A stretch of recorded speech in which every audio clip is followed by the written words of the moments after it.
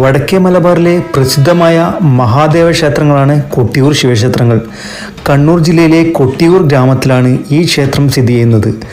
ബാവലിപ്പുഴയുടെ തീരത്തുള്ള ഈ നാടിനെ ദക്ഷിണ കാശി എന്ന പേരിലും വിശേഷിപ്പിക്കാറുണ്ട്. ഇക്കരെ കൊട്ടിയൂർ ക്ഷേത്രവും അക്കരെ കൊട്ടിയൂർ ക്ഷേത്രവുമുണ്ട്.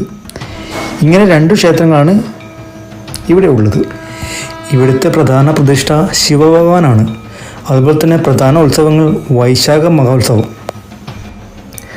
അക്കരെ കൊട്ടിയൂർ ക്ഷേത്രത്തിൽ ശിവലിംഗം സ്വയംഭൂ ആണെന്ന് വിശ്വസിക്കുന്നു. പാൽ, നെയ്യ്, ഇളനീർ, കരിക്ക് എന്നിവ കൊണ്ടാണ് അഭിഷേകം. തിരുവഞ്ചിറ എന്ന് പേരുള്ള വലിയൊരു തടാകത്തിൻ്റെ മധ്യത്തിലുള്ള മണിത്തറയിലാണ് ശിവലിംഗമുള്ളത്. ഈ തടാകത്തിലെ തന്നെ മറ്റൊരു തറയായ അമ്മാരിക്കല്ലിലാണ് ആദിപരാശക്തിയായ ശ്രീ പാർവതിയെ ആരാധിക്കുന്നത്.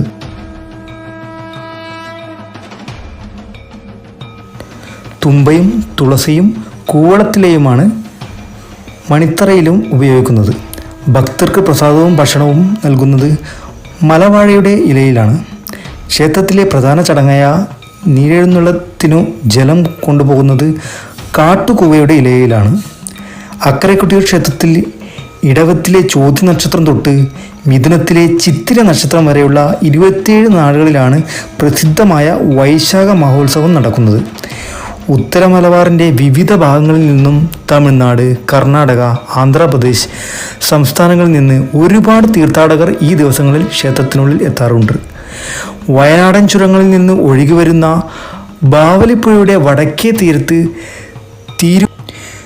തിരുവഞ്ചിറ എന്നറിയപ്പെടുന്ന ഒരു ചെറിയ പുഴയുടെ നടുവിൽ കൊട്ടിയൂരിലെ പ്രധാന ആരാധനാ കേന്ദ്രമായ ശിവലിംഗവും പരാശക്തിയുടെ സ്ഥാനമായ അമ്മാറക്കല്ലും സ്ഥിതി ചെയ്യുന്നു. പുരാണത്തിലെ ദക്ഷയാഗം നടന്ന സ്ഥലമാണ് കൊട്ടിയൂർ എന്നാണ് വിശ്വാസം.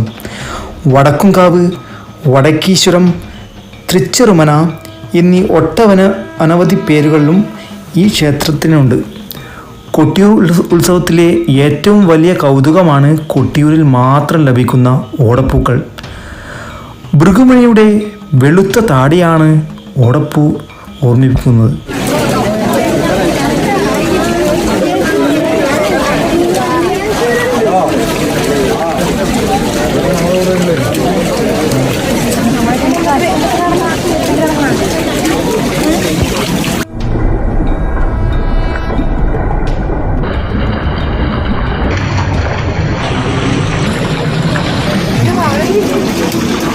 ചീട്ര